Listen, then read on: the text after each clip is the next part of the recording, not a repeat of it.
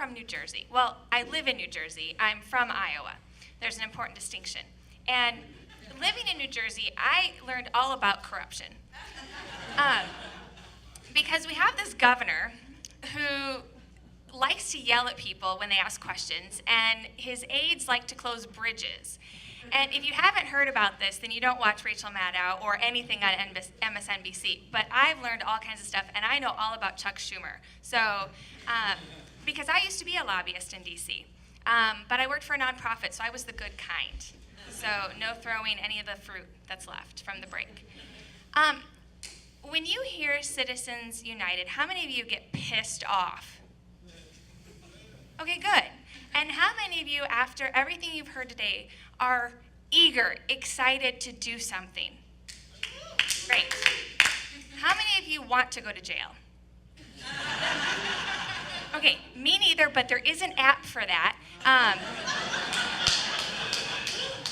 So if you're going to go with Kai, and I encourage you to do so because I'm excited about it, go to that app and it'll program everything you need. So if you get arrested, you just push the button and it'll notify your next of kin that you've been taken to the dark hole of the American justice system and you know, save you from having to write on your arm. I'm a lawyer. I'm serious. I'm not joking about this. Find the app.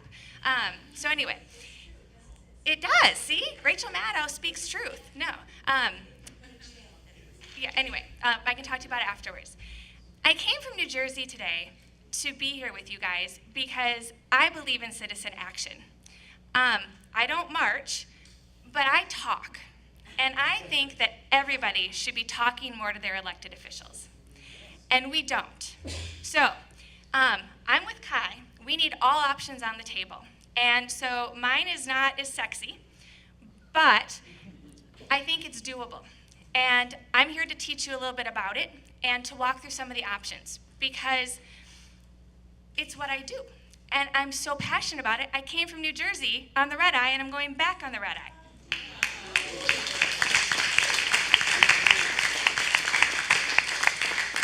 Because I think California has the best chance of passing this legislation. I'm talking about SB 1272. Did I get it right? Yes? Because the number kept changing. And also ARJ1 or AJR1. Yes. Every state does it slightly different. I think both are important, and you don't have to pick to support one or the other. You should pick both. I used to work for the Iowa legislature. I drafted legislation. I redrafted ALEC legislation. Yeah, well, why are you saying no? I didn't have a choice.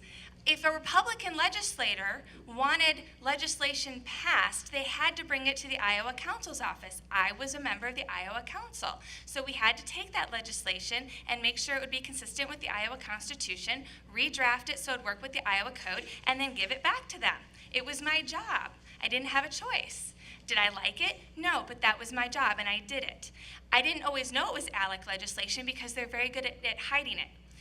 But what we can do is take legislation that's here. It's model legislation, what Wolfpack is doing, what MOVI, I always want to say movie. What they're doing is you guys have friends in other states. You need to take it and start passing it along because it's not getting spread. Use social media, use your things, and pass it along. The next thing I'm going to do is lecture you on voting. How many of you can honestly say you voted in every single election since you turned 17 or 18? Honestly, I mean school board down to every little special. Yeah, put your hands down, you're liars. Okay, so here's the thing. How many of you have voted in every presidential election? I'll give you 1 point, but that's it. You need to start voting in every single election.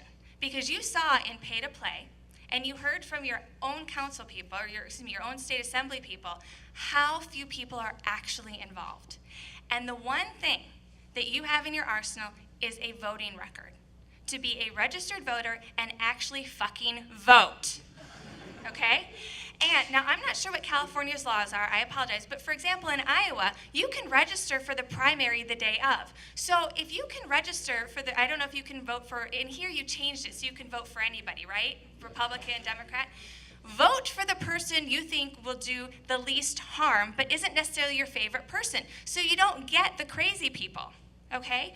I vote for Republicans all the time because I don't want the Tea Partiers. I vote for the middle-of-the-road Republicans because they'll actually do something and maybe not harm people. Democrats are going to get in New Jersey. I'm not sure how Chris Christie did it. I'm pretty sure it has to do with money and hookers. But, you know, he's a Republican in a blue state, but other than that, we have a lot of Democrats. I don't worry about them. I'm more worried about the Republicans, okay? So look at it. Another thing, how many of you would say that there is an organization, I don't know, the NRA, that you absolutely hate? Pick any, oh, come on, you hate the Koch brothers, Americans for Prosperity. You hate some organization, okay? Are you on their mailing list? Are you following them on Twitter? Why not? Don't you want to know what they're up to? Shouldn't you know what they're up to? Shouldn't you know what they're planning? I guarantee you that there's some Koch brother conspiracy person who loves them who's watching us today. I guarantee you they know everybody's names who is speaking here and is now following me on Twitter. I've had 3 people join me on Twitter and I don't know any of them today. Seriously. So you need to know what the opposition is doing. You need to be following the people who are voting against the bills that you most want, who are advancing Citizen United's petitions. You need to get on their mailing list so that you can send it to all your friends and say, look what they're up to, look what they're doing, let's combat it. We are way behind the organization of the opposition for all this. We need to catch up. We need to get down and dirty. We are way too much goody two-shoes. Way too much. We are way too nice. You need to get dirty and you need to do it now. Okay, don't show my dad that. My dad is a Limbaugh Republican, but he loves me. He's not sure where things went wrong, but he sure it has to do with a college education.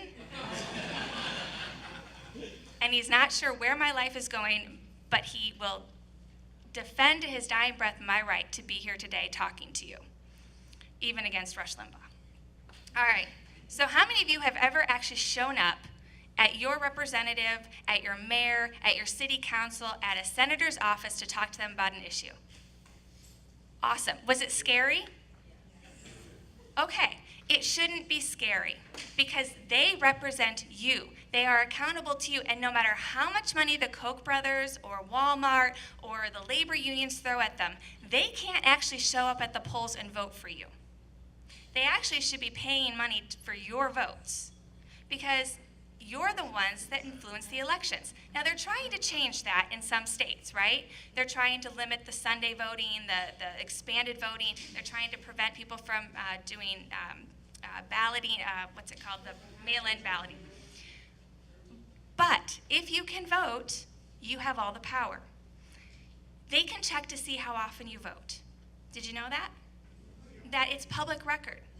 Not everybody knows that it's public record. So for the cost of administrative, whatever, $5 in Florida, for example, anybody can download who voted and for however many years they want it.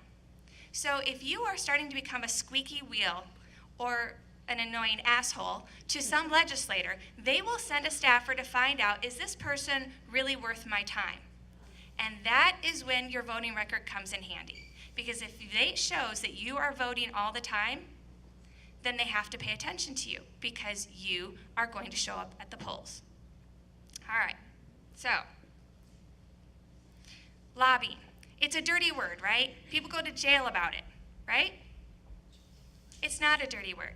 You have to be your own best lobbyist. You have to start talking to them, to the elected officials, and start representing what you want. We've talked about letters to the editor. They are fantastic. They are ways to introduce ideas to the 91% who don't have a clue what's going on. It's a way to introduce it to people who will argue about it. But guess what? If you put a letter into the editor about getting a constitutional convention going, and someone else hates the idea, they're going to write a rebuttal. That's great, because then someone's going to see how stupid their arguments are, and they're going to be on your side. And then you can write another letter or have your best friend write a letter back. And you start getting something going in editorial pages, and suddenly the editorial board of your paper is going to pay attention. Or a blogger will start paying attention. So this is great. And I guarantee you there isn't a single elected official who doesn't pay attention to the editorial pages of their home newspaper. Not a single one. Not somebody who works in Washington, and not somebody who works here in LA. They all pay attention because they think of it as a temperature gauge for what their constituency is doing. Advocating. We all need to advocate for what we want. Of course, that's what we're going to be doing. But educating. Lobbying is about educating. How many of you knew about the Article 5 today before you came? Okay. How many of you knew about getting a constitutional convention? So you got educated, right? You learned more. We answered questions. That's what we need to do for our elected officials. I guarantee you most of them don't know about Article 5 of the Constitution unless they went to law school and had an exam about it. They don't know. Most of our state legislators are citizen legislators. They have other jobs. So you need to educate them. You need to become the expert on this issue. And if that sounds scary, it's not. You just need to have more information than the other person. And just by being here today, you're already way ahead. Because 91% don't know anything, right? Okay. And if you're going to fight against the Manhattan Institute, which says everything is okay and rich people represent the middle class, we've already won. Okay, so you need to decide who can help you. First of all, how many of you would consider yourselves progressives and not conservatives? Okay, how many of you have ever gone and talked to a conservative elected official? Shame on you. You cannot write off anybody in your legislature, on your city council, or who represents you in Congress. Now in California, I would say, normally at this point I say you can't write off half of your legislature. That doesn't really work in California, but you can't write off anybody who could be a potential ally. Jim Leach, who was mentioned earlier by Jeff, used to be my representative. He's actually a nice guy. I mean, he is. He's one of those Republicans who actually gets it. Now, Steve King from Iowa is a crazy. I was going to say something really obscene, but I keep forgetting we're live streaming and my dad could see this. So he's crazy. But you know what? When I was a lobbyist, I went and visited his office. And I was talking about separation of religion and government issues. Now, there is no way that this Christian evangelical congressman is ever going to agree with me that there's too much God in government, okay? But he still took my meetings with his staff. And when I would see him at hearings, he would come up and shake my hand and he said, "This is a woman who I will never agree with, but I always will listen to." And that's progress. That's because I was respectful and I talked to him and I treated him with kindness and respect. Don't think he always deserved it, but I gave it to him. And that's the point. You can't write anybody off. And there could come a time when I needed to work with him and he would vote for something. Republicans, Libertarians, Democrats, nobody likes this campaigning cycle where they have to spend all that time campaigning. You need to tell them why it's a good idea for them to agree with you.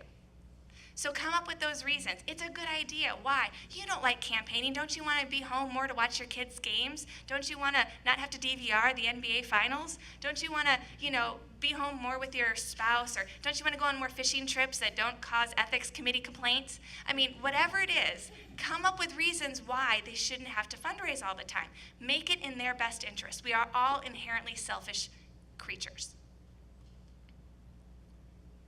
Okay. Preparation is key. All of you have a worksheet in front of you, or I hope you do. There were some extras down here. This is a lobbying paper. All of you, whether it's for helping Kai with the march, or to help SB 1272, or for both, you should do a lobbying paper. And this is the format you can use. This is a very simple one. You can make it more complicated, but I don't know why you would make it harder on yourselves. All you have to do is follow this format. And you can read my book, and there's another example in there. You go through, it's available here, or it's at Barnes & Noble, and it's also available on Amazon.com, and there'll be a picture of it later.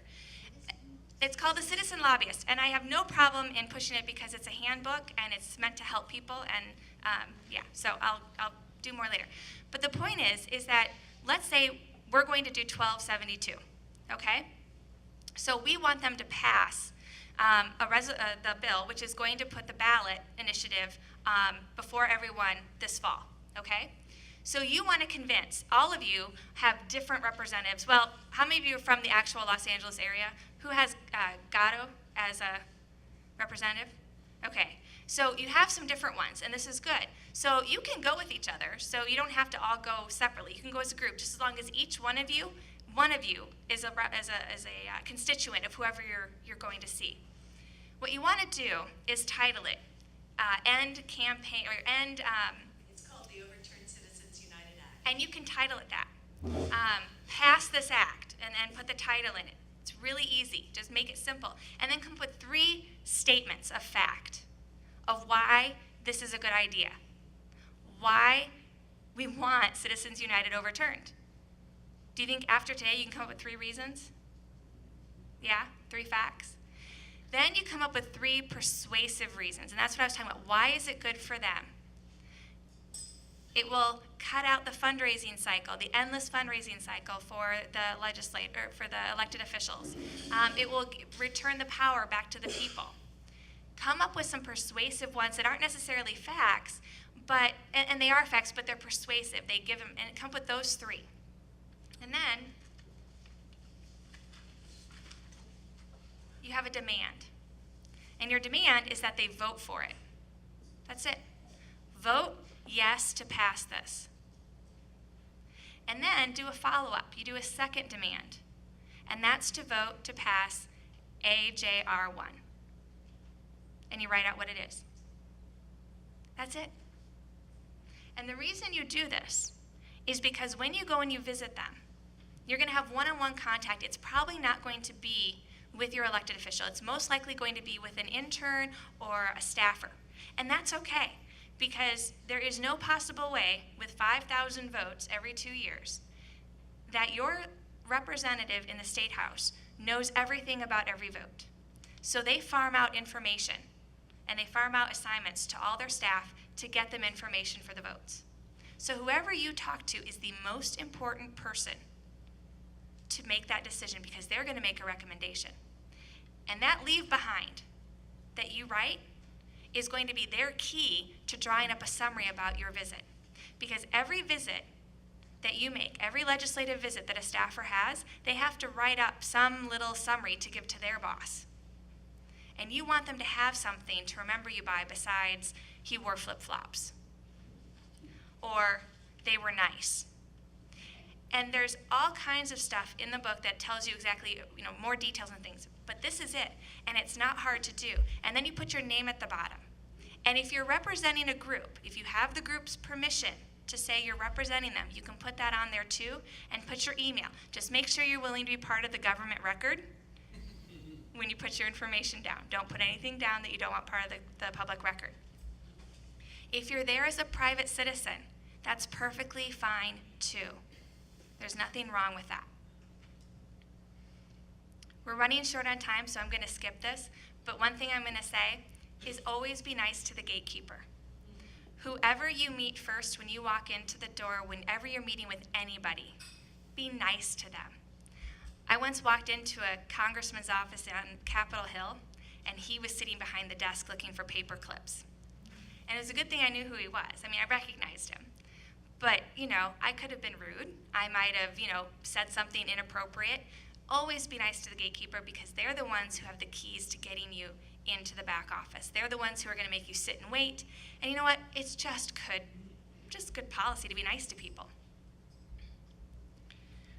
Remember to vote. I can't stress that enough, especially with how they're trying to restrict it. And you need to protect everyone's right to vote, because even if you vote on the day of the election, remember, not everyone has that ability. So when it's Sunday voting or early voting or absentee voting, we need to protect everyone's right to vote until it's a fucking national holiday so that it's easy for everyone to vote.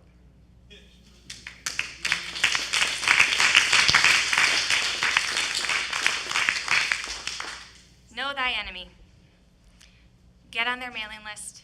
Share with others what your enemy is doing. And I say that in a joking way. I really don't think of anyone as an enemy. I want to believe that the Koch brothers, deep in their hearts, are doing what they think is right for America. But then I kind of throw up in my mouth a little bit.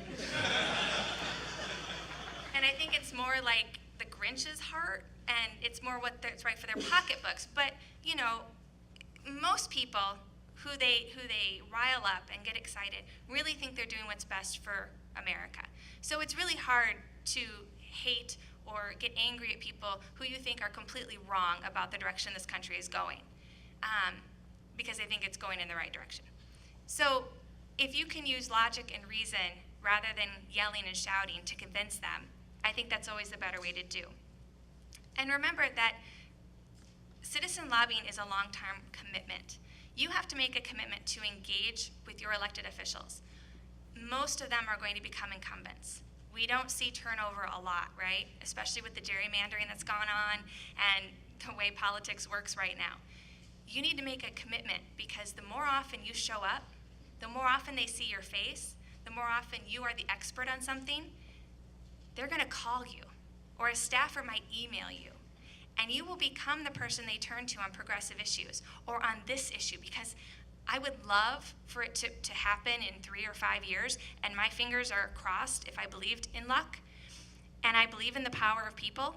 But if it's not, or let's say after we get the constitutional amendment, or after we get Congress to do it, there will be legislation. There will be legislation that needs to be passed because we have all those details and unintended consequences. You will still need to be the point person. This is just the beginning. This fight is just the beginning. So you need to make a commitment to be here and be the person that they're going to come to. You need to be the expert.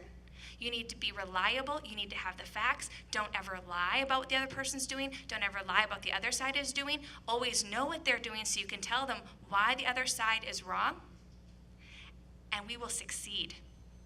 It is empowering to be the person to show up and say, Representative, I need to speak to you about this issue. It's very important. And have that paper and sit there and talk to them and then have them email you back. Remind them that you are the reason they have a fucking job to begin with, and that they answer to you, and if your issues are not addressed, they will be in the unemployment line very, very soon. Thank you very much.